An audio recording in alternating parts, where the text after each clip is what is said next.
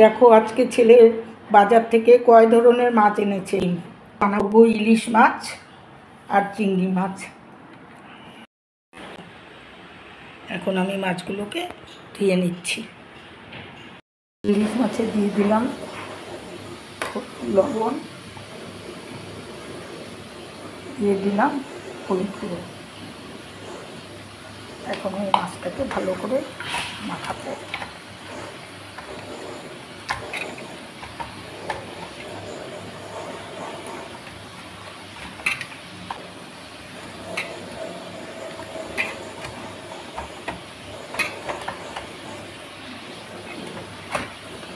জামা মাছ মাখা হয়ে হলুদ লবণ দিয়ে।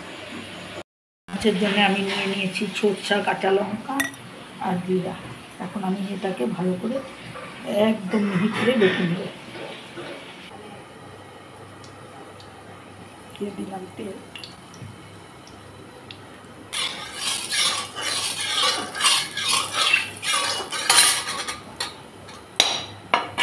এখন আমি মাছগুলোকে ছেড়ে দিব।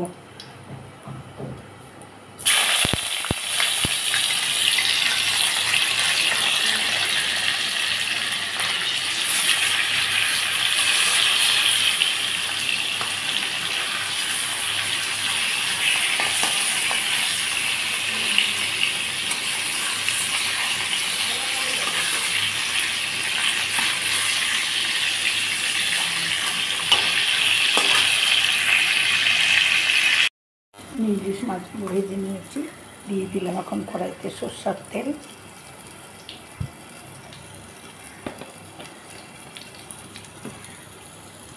দিয়ে দিব কালো জিরা ফোড়নে। আমি মাছটা ছোলা কচু, ডাঁটা আর আলু দিয়ে রান্না করব। দিয়ে দিলাম আলু,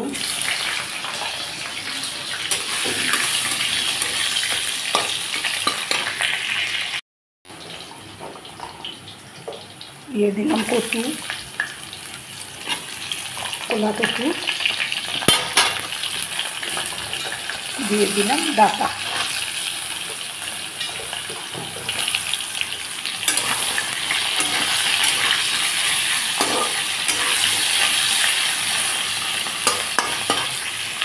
দিয়ে দিলাম হলুদ গুঁড়া, স্বাদ মতো লবণ।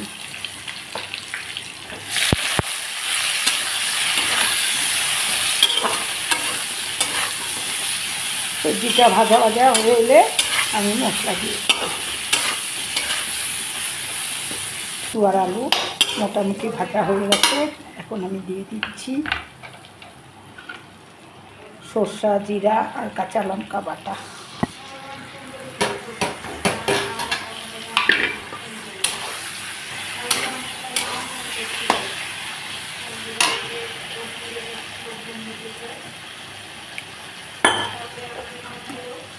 দিয়ে দিলাম সামান্য পরিমাণে জল। মশলাটা ভাজা ভাজা হয়ে গেলে আমি জল দিয়ে দিলাম।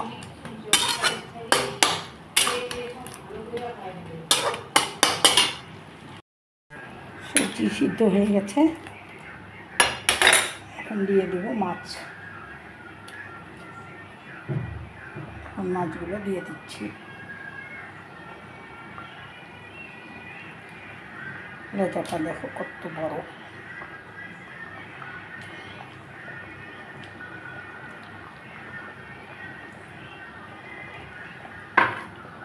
তেলটুকু দিয়ে দিলাম।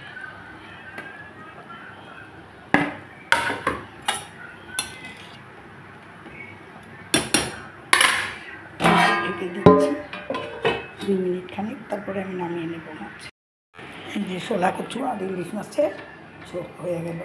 ভিডিওটা তাহলে এই পর্যন্তই। সবাই ভালো থেকো, সুস্থ থেকো। আমার ভিডিওটাকে একটা লাইক করো। এই যে চিংড়ি মাছটা আমি সুন্দর করে ভেজে নিলাম। এই যে পাগুলো আমি ভেজে নিয়েছি কড়া করে। আর এখানে দিয়ে দিয়েছি আলু, তেজপাতা, জিরা সম্বারা দিয়ে আমি এখন চিংড়ি মাছের ঝোলটা করে নেব পাতলা করে।